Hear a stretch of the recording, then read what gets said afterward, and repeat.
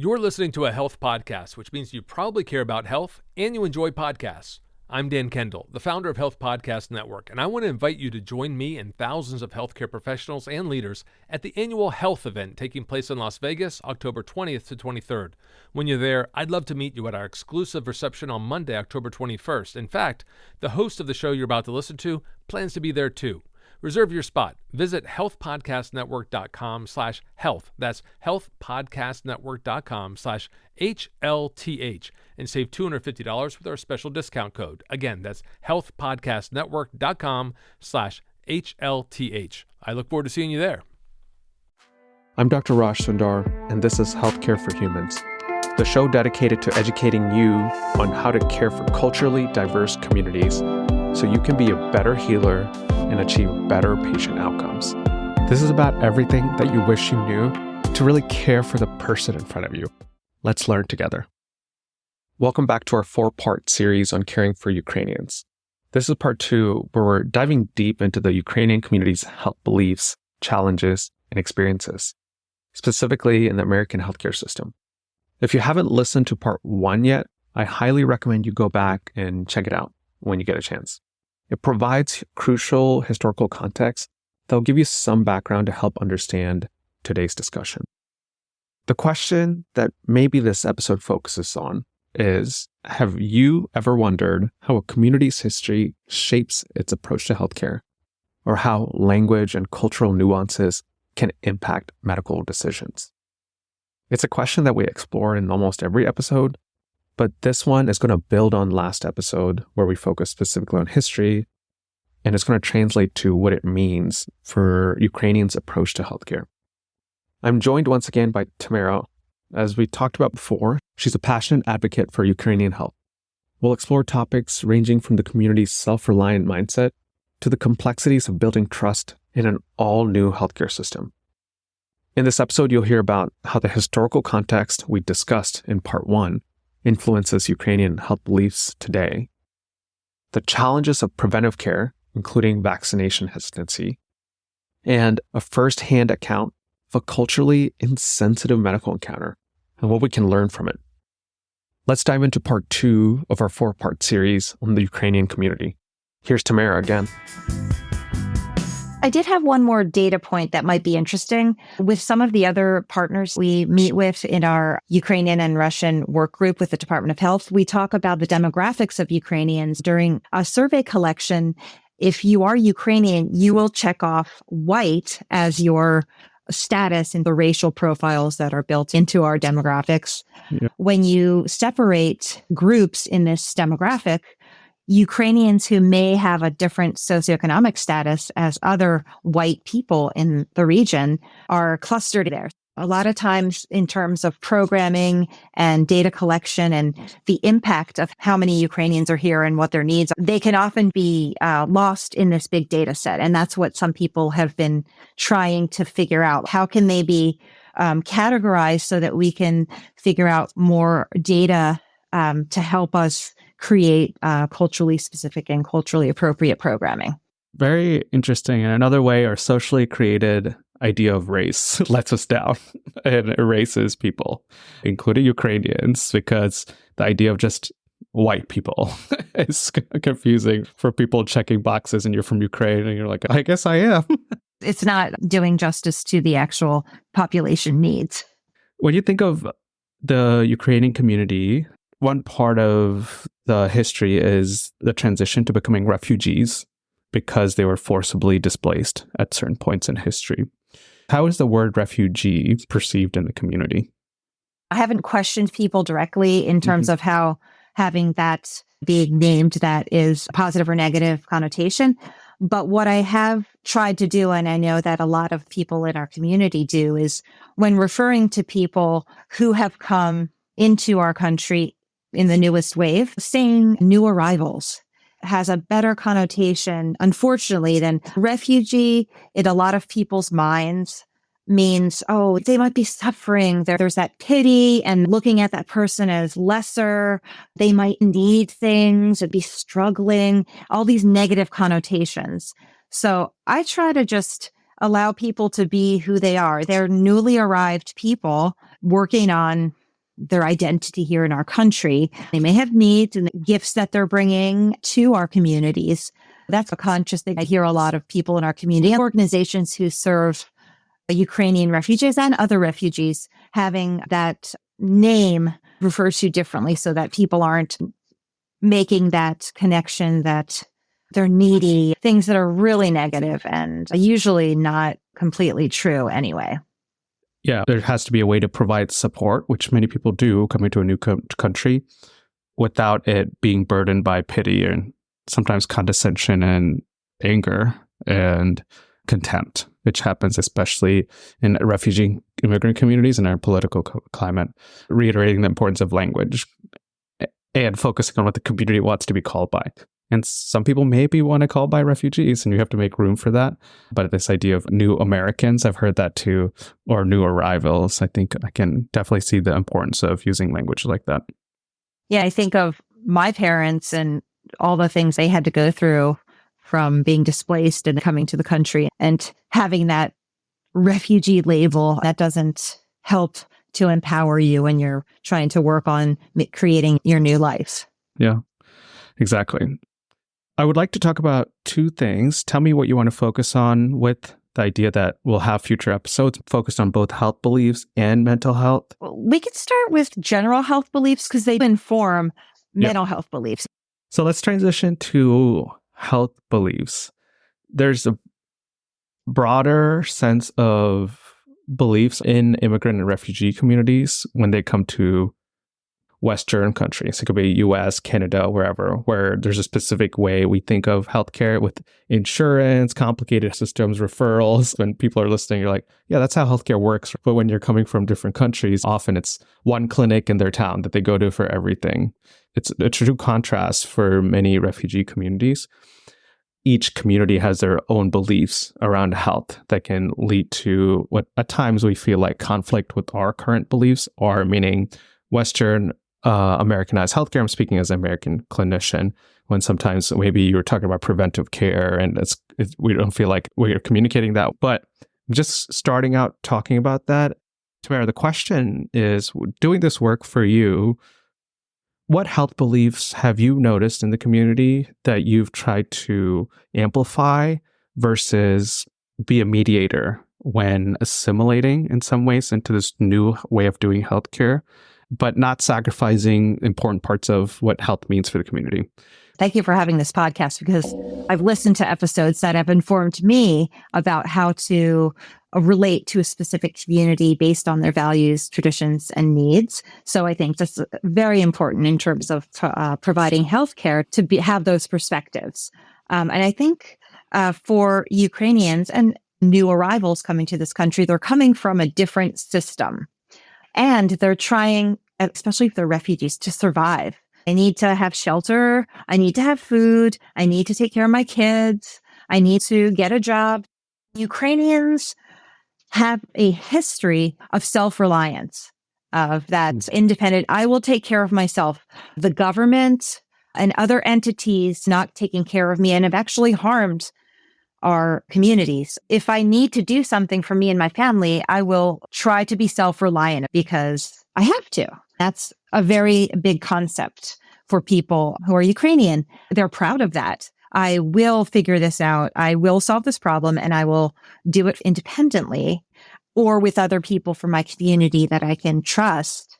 And then branching out from that, how is trust being built? And when will that occur in terms of having non-Ukrainian health providers and other people in the community supporting? Not to say that Ukrainians don't accept that or are open to that at all, but that is how historically it's been seen. I saw it with my own family. My mom was very focused on getting health care because we did have insurance when we were growing up after my parents were working, but my dad didn't choose to participate in the healthcare system with dentists or doctors and didn't want to have any of those services. So there's that deep-rooted, like you said, from generation to generation, independence, self-reliance, mistrust. Providers need to consider that's something that they will need to build by building a relationship, building a trust, and that person is wanting to do the best for themselves and their families. Yeah. I think Definitely, we need to start there, that people are making the best decisions, they think, for themselves and their families, even if it doesn't make sense to us. I think there can be a conflict there, and sometimes we approach it in a negative way of either forcing it without consent sometimes in the most awful ways, but also I think how we react sometimes with condescension or I think paternalism for communities. Let's use specific examples, and that may be helpful. Many communities have low rates of preventive care, and it's also true for Ukrainian communities of vaccination and mammograms. I think two different examples, but maybe in the same bucket. You're doing something to prevent something in the future. What health beliefs inform that decision in the community, and what does it mean to keep a community healthy and work with those beliefs? Great questions and two great examples. Specific to vaccinations, Nashi Immigrants Health Board, that is one of the missions that they've taken on with their work and their grants, is to disseminate health education that is culturally appropriate in language for our Ukrainian community, to increase vaccinations here in the United States.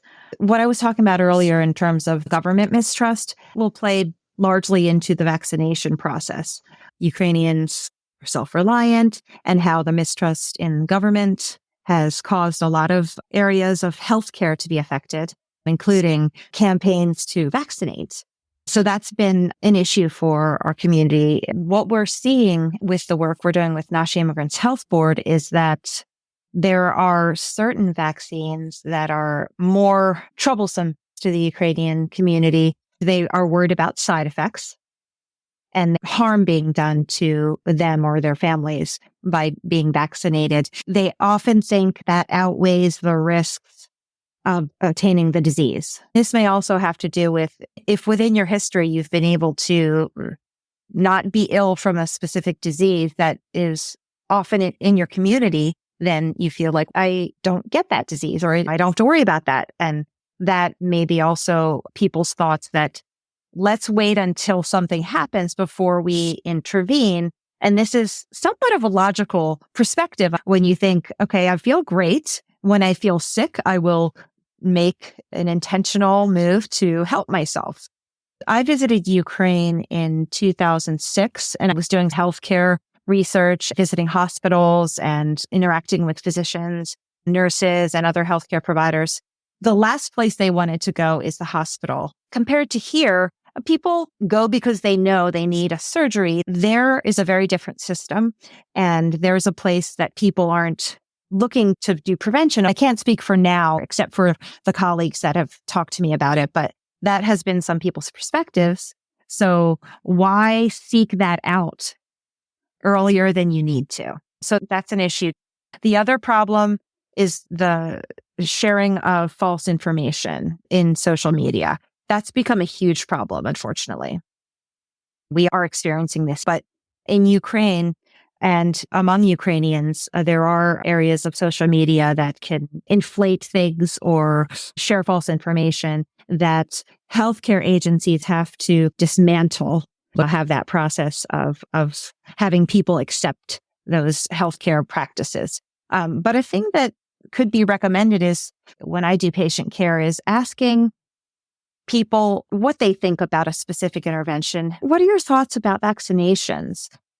Body language speaks loudly. People don't want to really engage, just to get an idea of where they are, what their baseline is, and that you can form a relationship around that versus just giving information and saying these are the requirements, which may decrease trust. So always forming that relationship, asking questions. Ukrainians are really proud of their knowledge base. There's a lot of Ukrainians who've had the opportunity to undergo a higher education, and they want to be knowledgeable about something, not talking as an authority and healthcare provider thinking, oh, my patient isn't going to know what I'm talking about because I'm the provider and I have privilege and I've learned all this. Chances are, if that encounter happens, the person's going to be like, I know about this too, and I have a few different thoughts about it, but I'm not going to share them because this person's just telling me what they know and they're not listening to maybe what I might think about this. That's human too. What have you found that's helpful for anchoring on what's true. I think sometimes it's like I'm competing against a social media clip or a family member who experienced a real side effect. I'm talking about theoretical percentages and risk benefit calculation. But what's real is, hey, I saw them have a side effect from this vaccine. They were in pain for 2 days. Their arm looked a little red, and they said, I wouldn't do it again. And that was a real experience, and that's a risk of a vaccine. Very small, but we think the benefits are greater. This relates to what informed decision-making really is, and what healthcare sometimes doesn't do justice in communities, like people who are educated and want to make informed decisions for themselves. What have you found that has been helpful? Some of the things that I would list as the top facilitators would be to provide in-language consultations. I know this is difficult in our country. There's multiple languages people speak, but if someone comes to you in your own language, the trust goes up so much higher. I think it's because the comfort is there. I don't have to think about the words I'm going to use because it's my native language. Having that availability increases the trust and may increase the effectiveness of the message. That's pretty huge. The other thing that I've seen that has been really helpful is the community health worker, the medical assistant who is from that culture and that community, making a huge impact on the community's decision-making. I have 3 people in my mind right now who collaborate with NASHI, who are those people. And I can't say enough about how they get people call them privately. People ask them questions before going to the doctor because they trust them from having that relationship, that language, and that support. So that's another way I think communities can bridge relationships with providers to make them stronger. I've heard this in different presentations with vaccination specifically, but repeating the message, if you want to build trust and the first encounter you have, you don't get the results you need as a provider, they didn't want to get this vaccination today. That doesn't mean they won't. Maybe they just met you. Maybe the trust isn't there yet. Building the relationship has been shown to provide for people to comply with health information and health advice based on trust. Keep trying to forge the relationship. Ukrainians traditionally have a family doctor they trust that has this decision-making with them that are able to influence some of the health decisions that they have. So they have that model is familiar. So that may be a place where you can build that over time. Yeah, I think that's really important to call out. It takes time to build trust, to talk about vaccines and even preventive health like mammogram. Now, taking the other side of this question, what are the main health challenges and concerns within the community? Because we're saying vaccines and mammogram are important and then saying prioritize this. But I think it's important to also think about what does the community feel like is important for them? And maybe part of this work is addressing that first before even talking about the preventive care that we feel is important. Yes, that's really important to call out. People have become more health conscious over time in Ukraine, as I said, in the time of independence and modernization of ideas around that. But if you talk about older generations, their perspective is, and this is from my own thesis I conducted with older adults, to them, taking care of all their health needs isn't such a priority because they're closer to the end of their lives and they're not afraid of that process. A lot of people have a really strong faith, and they also want the younger generations to be able to thrive and have that opportunity to be healthy. So that's a perspective they often take. In terms of demographics and disease processes, hypertension and heart disease are large factors of chronic disease for those older adults in communities. And cancer is increasing as well in terms of the awareness and the fact that if you live longer, there may be more probability that you will get a cancer diagnosis. Now, when we think about younger folks, we've done some community assessments with NASHI Immigrants Health Board, seen that the younger groups, more middle-aged and young adults, some of their biggest needs were for anxiety. Allergies were also one that came up in some of our data, and just mental health support needs. Those were always flagged in some of our community assessments as being on the top of the priority lists. differing data in terms of the importance of an in-language provider. The longer you were in the country as an immigrant, the easier it was to have a non-Ukrainian speaking provider. Whereas if you're newer, it's just much more comfortable. I'm going to ask you the question that I ask most folks who come on this podcast. Have you had a personal experience or your family had an experience where you were treated in a culturally responsive way that others can model? Or the other question, which sometimes people choose to answer, is when it all went wrong and you said, don't do this, and that's your advice for folks. Is there anything like that you feel comfortable sharing? Yes. Unfortunately, it's the latter. So the negative experiences, because I use them as a learning experience to see how things could have gone better. I can speak to a specific experience where I was translating for a Ukrainian patient, going to a primary care doctor for the first time for cough, lung issues, respiratory. I signed up to go to this community health center near my house. They said, I don't understand English. Can you just be on the phone while we do this appointment? And I said, yes. They had to wait in the parking lot because it was during COVID-19. They weren't given instructions that they understood. They were like, seems stressful. I am not allowed to go inside. And I was telling the person, this is just how the policy is right now. You have to wait. So then they went in and the doctor, and there was another provider in there. I don't know what their job was, but they were doing all the vitals. They were getting basic stuff. And they started the assessment and the greeting. I said, I'm going to translate for them because they are newly arrived. This is their first appointment and they're having respiratory problems. They did the assessment physically. When they started discussing things, the provider decided, okay, this is probably a virus. And the patient coming from Ukraine maybe had an experience where an antibiotic was prescribed for them or their child and they got better. So I'm hearing from the patient that the doctor isn't listening. They're like, I've been coughing. Is it productive? All the questions and listening to the lungs. And the doctor is not listening because I was privy to that part of it where they had their decision made. The patient was wondering what your thoughts are on antibiotics because they feel like they've been sick and their family was sick and they're not getting better. And they have a child. They have hundreds of things they need to do within their lives. They have no energy. And they said, I'm not going to discuss that. That's not a choice that I'm going to make. But that became tension because the openness just closed off for both of them. So I said to the patient, the doctor doesn't want to do that. This is their rationale and talking about antibiotic resistance. Okay, this doctor is against me. I don't want to continue this appointment.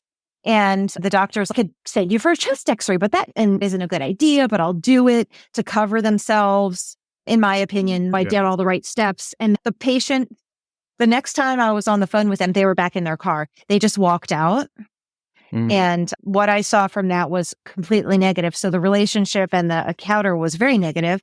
Will that woman go back to the doctor? I don't know. Will they be spreading a disease if it is something that can be spread? They weren't educated around any of that. And they were really angry and hurt by the encounter. So that was one of the most recent negative ones that I experienced that could have gone a lot better.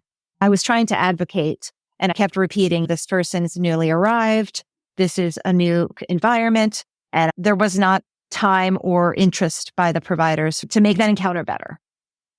I think I have my thoughts on that. I'm curious on what could have gone differently because it's such a common experience. Unfortunately, many people have experienced that. From my perspective, I'm going to be as generous as possible for those listeners, especially those clinicians who are getting the tightness in their chest, maybe some defensiveness. Hey, I only got 15 minutes. I hear you. You're very short on time. But there's a sense of, I made a decision because it doesn't sound like you have a bacterial infection, so you don't need antibiotics. And what you need is just time. There's nothing more we can do. I think that clinical part can be absolutely crystal clear, but you can deliver that message with a lot more kindness and understanding and make room to listen where the patient's coming from, which I think we maybe dismiss quickly rather than maybe they're like, if you actually made room for it, they're going to talk about how antibiotics did make them better last time. There's going to be some tension, some disagreement, but maybe less anger, this feeling of not even listening at the end that I heard from that. What could have gone differently? I agree with what you're saying. And I also wanted to add that you mentioned that the patient had an experience where antibiotics helped them and they are newly arrived. So that was in a different country. That is key to how they're seeing the value of different parts of healthcare and how that helped them or their child. So taking that into consideration is super important. Every provider wants their patients to be healthy and feel well. There are these nuances where instead of making that judgment and delivering it that way, there could have been more of a back and forth conversation around what is the patient feeling and experiencing, and what are their experiences related to healthcare when they had a respiratory infection in the past. There was not any conversation around that they're newly arrived. They happen to be from Mariupol. If you know the history of recent Ukrainian war, that was a city that was under siege and destroyed completely. People are traumatized from experiencing that. You just don't know where someone's been or where they are, but asking a few basic questions in a kind way before you start treatments. You may disagree with patients, but having both of you come to a place where I respect and listen to your story. I disagree as a professional, but thank you for sharing it with me. It meant a lot to me to know it. I agree. I think it's really important for people to reflect on their practice. And if you're a healthcare professional, how you're designing systems to make room for the humanity piece of caring for people outside of just the clinical medicine. Thank you, Tamara, for coming on the show. Thank you for having me. This has been a great conversation. Thank you. As always, thank you for listening to Healthcare for Humans. If you've found any value in this podcast, I have 2 quick requests. 1, please leave a review in the podcast app that you're listening to my voice in right now. It really helps others discover the show. 2, share this episode with anyone who you think might benefit from it. For easy access to all our episodes and to support the podcast, visit www.healthcareforhumans.org. There you'll find our content clearly organized by topics, countries, themes, to help you choose what to listen to next. Until next time, this is Dr. Raj Sundar, reminding you that culturally responsive care leads to better patient outcomes. See you again soon.